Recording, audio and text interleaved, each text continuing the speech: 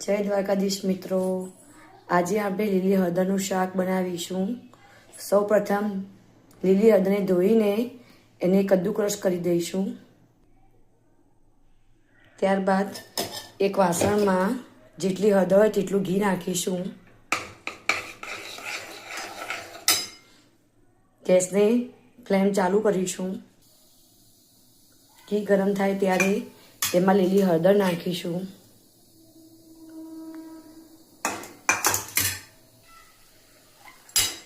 લીલી હળદર અને ઘીને સાંતળીશું।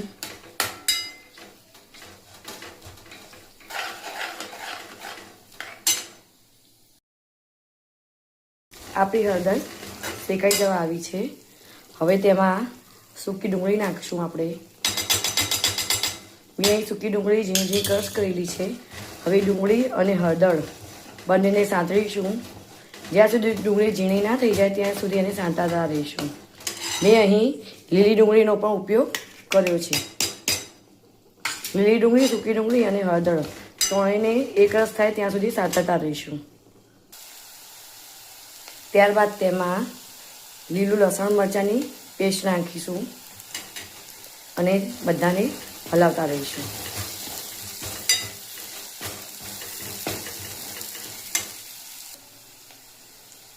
હવે બધું સાંતળાઈ ગયું છે। ત્યારબાદ તેમાં લીલા વટાણા નાખીશું। અહીં મેં લીલા વટાણા બોઇલ કરી નાખ્યા છે જેથી તે કાચા ના રહે। એ બધાને એક રસ હલાવવા દઈશું। ગેસની ફ્લેમ ધીમી રાખશું જેથી નીચે હળદર ચોંટે નહીં। અહીં બધું જ શાક સંતળાઈ ગયું છે। હવે આપણે આમાં મસાલા એડ કરીશું। 1 ચમચી લાલ મરચું નાખીશું। 1 ચમચી ધાણા જીરું નાખીશું।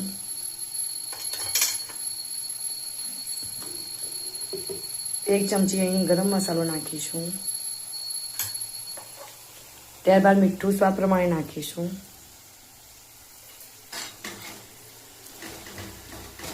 બધાને સાંતળી દઈશું। ત્યારબાદ મેં અહીં એક ટામેટું સમારીને નાખ્યું છે।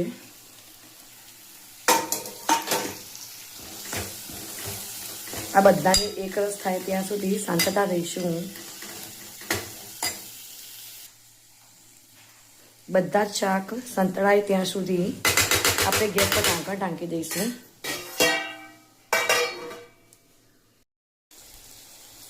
અહીં શાકમાં ઘી છૂટું પડી ગયું છે। હવે આપણે એમાં 1 વાટકી દહીં નાખીશું।